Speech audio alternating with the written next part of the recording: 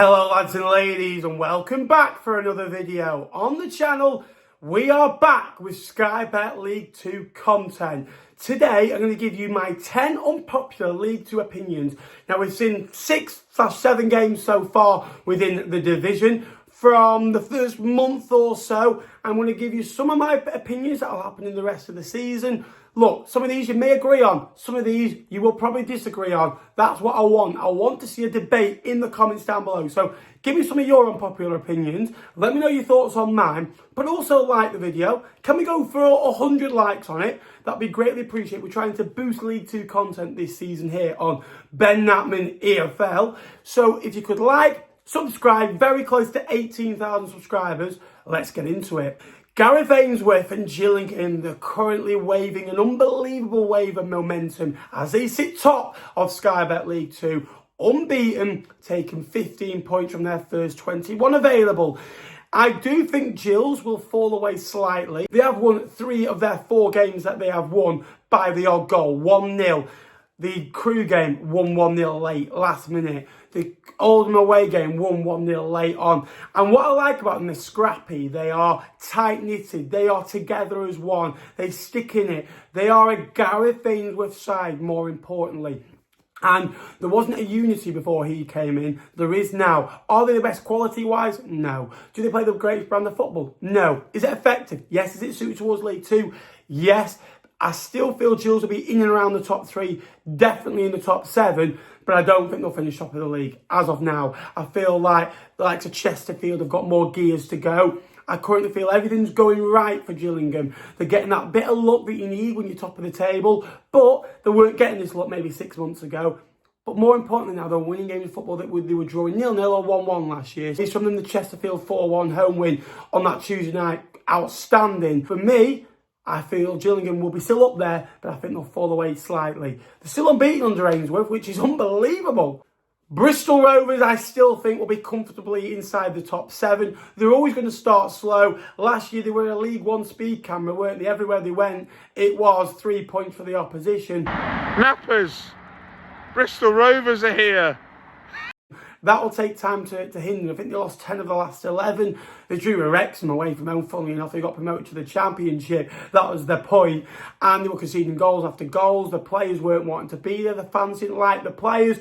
That will soon take a little time to kind of swing around. But they feel like they've done that in recent weeks. The 1-0 wins over Cambridge at home, the 1-0 win away at Grimsby, a great win over Newport, 3-2, 3 goals scored, conceded 2 late goals that kind of hinder the result a little bit. But Bristol Rovers are starting to get into gear. They're a proper team and they'll get going, I reckon, and finish inside the top 7. Talking of getting into the top 7, I think Bristol Rovers will get in it. I don't think Notts County will get in the top 7. They've got great players, the likes of Jatta, the likes of Jones, but I just don't think they're consistent enough. I don't think they're solid enough. I watched them the other day against Fleetwood. They were okay, but they look like just a bit above a middle-of-the-road League 2 football club right now. And the team, it looks okay in areas, but I feel better teams than Fleetwood can go to Notts County and get at them at their own stadium. I just don't feel convinced by them. They've lost key players in the last few years, like of Crowley. George Abbott was in on loan, who for me was the best player in League 2 last term.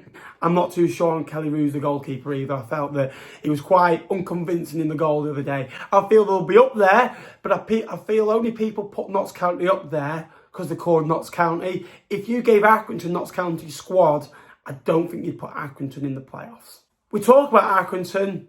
I'm worried for them. I think this could be their year to get relegated this year. And look, I'm a Fleetwood fan. Accrington Stanley are a local rivalry. And I want those games in League 2. They're a good football club.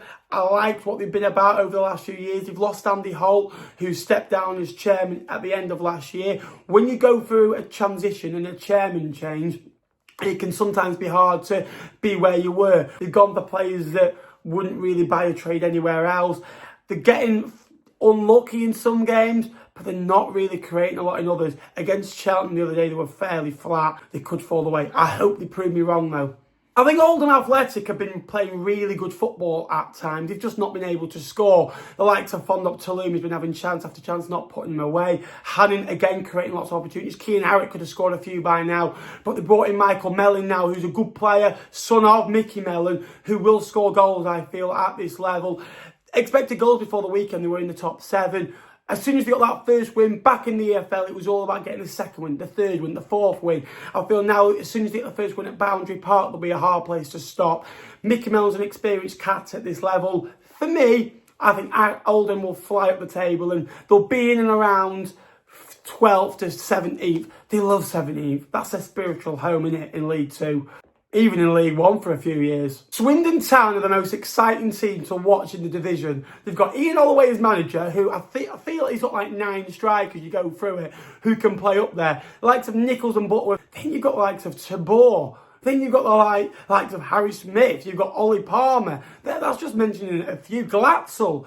It's an unbelievable lineup, and Holloway's vintage. It's 30-minute press conferences, and you never know what you're going to get. He's transformed that football club in the space of 8 months from a club bottom of the Football League to going out of it, a massive football club for League 2 levels, and especially the National League, to a club that now you're thinking could finish in your top 3 and are the best team to watch in the division. So Swindon Town are vintage. It's unbelievable.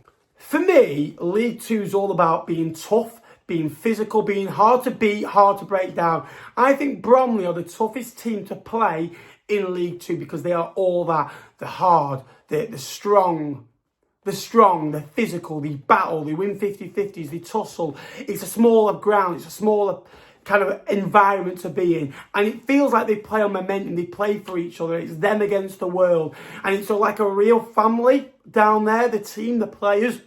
And you go to Bromley and you're thinking, you're a bit like, it's going to be hard today, hard fought. You're thinking, you're not thinking you're going to go there and win 3-4-0. You're thinking, we'll have to win 1-0 and score from a corner and defend really well. You're going to come up against long balls, direct balls, but they can play a little bit as well. They've got good players that be flary, like a Pinnock. Michael Cheek can score goals. You've got a really good team. I think Bromley are the toughest team to play. Fleetwood have played them 3 times, and we've not won yet. 2 wins and a draw, and it just feels like, get out of the way. They are so tough to play against. But that is League 2. Them and Harrogate are the same. For me, again, Barrow, I feel, are in real trouble this year. They've recruited to play a back 3 and they went to a back 4 the other day. They're a team made up of decent players that probably could finish mid-table in League 2. But I don't think they're a good team. I feel they've got good individuals, but I don't think they make a good team. And they probably be good for a 7-a-side, but when you're talking of 11-a-side, I feel they're all over the place. They've got journeymen in the team, like the Barcoos, Tyler Walker, Reece Healy's always out injured. They have got some decent players at the back now. Canavan's an experienced player at this level. Booty, I think, has been a good addition. For me, I just think they're very meh. I like Will Stanway in goal. Andy Wing, it's his toughest moment in his managerial career. Came out the other day and said they're just so easy to play against and get at, and defensively they look a little bit fragile right now. I can see them being in a relegation battle this year. And this is a football club that overachieved for 2 years under Pete Wild. Last year, underachieved for 6 months and did so poorly and weren't winning games of football. They were flat to watch. Wing came in, did a good job. I just feel this year, where's the expectation with the Bluebirds? Amari Patrick is one of the most underrated players in League 2. He plays for Tranmere. He won't get mentioned because he plays for Tranmere. If he played for a top-end League 1 or a League 2 football club, you'd be mentioning it because he scores goals, he's quick, he's agile, he gets at you. He got a good number of goal contributions last year. He's already started. I think he's got 7 goal contributions already this year. For me, he's one to watch this year. He doesn't get mentioned enough for the job he does for the team. And I think he's one of the most underrated players in League 2. Let me know who you think is one of the most underrated or overrated players in the division. And last of all, I think 10 gaffers, managers, head coaches will get sacked this term in League 2. Who are they? Let's see. I think we could see a few very soon. Maybe give it another month or so. We could see a bit of merry-go-round for the managers. They are my 10 unpopular League 2 opinions. Let me know some of yours down below. What do you think of mine? Let's have a chat in the comments down below. If you haven't already, please like the video. Let's get over 100 on it because we're trying to grow this EFL channel. Please subscribe. It'd be greatly appreciated. Until next time, I will see you later. This is your home of League 1 and League 2 content. They have been my 10 unpopular League Two opinions. Thank you for watching.